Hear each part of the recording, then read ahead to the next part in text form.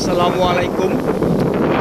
আমি এখন আছি জর্ডানের মৃত সাগরে, যেটাকে আপনারা ডেড সি নামে চিনে থাকবেন, কিংবা কেউ না দেখলে হয়তো সোশ্যাল মিডিয়া, ইউটিউব, ফেসবুকের মাধ্যমে দেখেছেন মৃত সাগর, যেখানে কিনা মানুষ কখনো ডুবে না।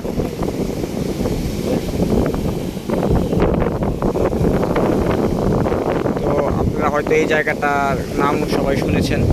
দেখুন, এখানে মানুষ দেখতে আসে। তো আমিও আজ চলে এসেছি। আমি আবুধাবি থেকে এখানে এসেছি।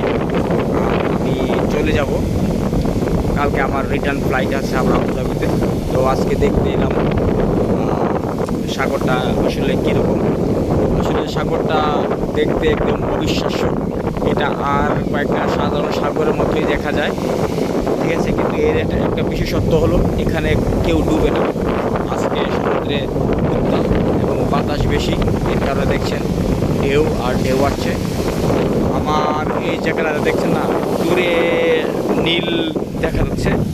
আসলে এর কোনো একটা পাশেই ফিলিস্তিন, ঠিক আছে, আর কোনো একটা পাশে জর্ডান। তো আপনারা দেখছেন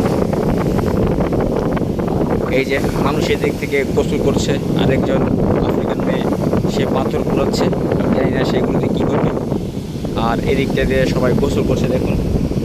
আর এটা হচ্ছে আপনার গোসলের পর যদি মনে চায় তাহলে এখানে এসে বসতে পারবেন, জিরাতে পারবেন, এটাই।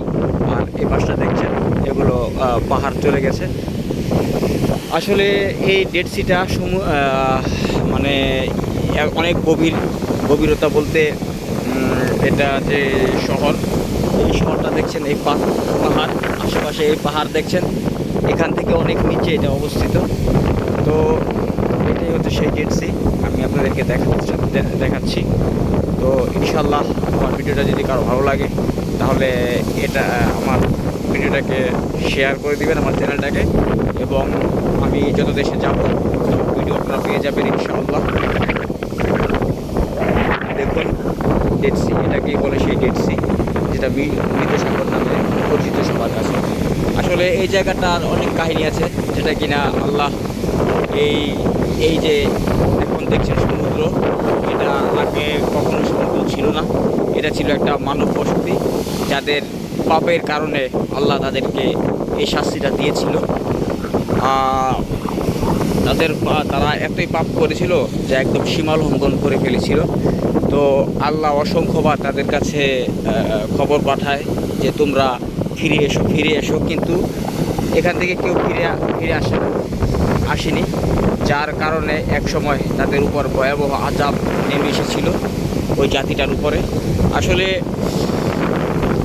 কি বলবো এই কথা, এই পাপ এখনও পৃথিবীতে ছড়িয়ে আছে, ঠিক আগের মতো জানি না আমাদের বর্তমান সভ্যতার মানুষদের কাছে এখন কি মেসেজ আসবে এবং যাদের জন্য কি পাপ এবং আযাবটা অপেক্ষা করছে, তা আসলেও ভাবার বিষয়।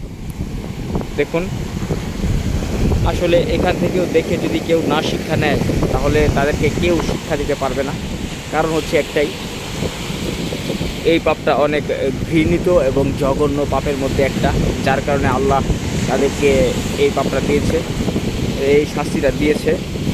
আর বর্তমান সমাজে কিছু জেনারেশন আছে যারা আজও বলে আসছে যে সব কিছুই তাদের মন ইচ্ছা মতো।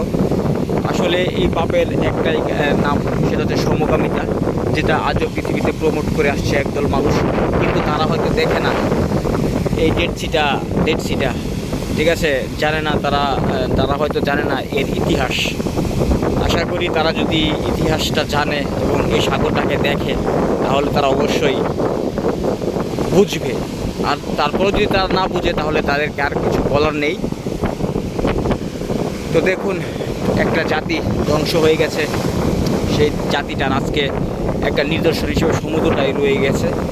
যদি একদল মানুষ এটাকে রিসার্চ করতে পারতো এবং নিচে কী আছে এটাও দেখতে পারতো, তবে আশা করি এর ধ্বংসাবশেষ অবশ্যই পাওয়া যাবে, যেটা কিনা আল্লাহ বলেছেন এবং হাদিসে আছে, কোরআনেও আছে।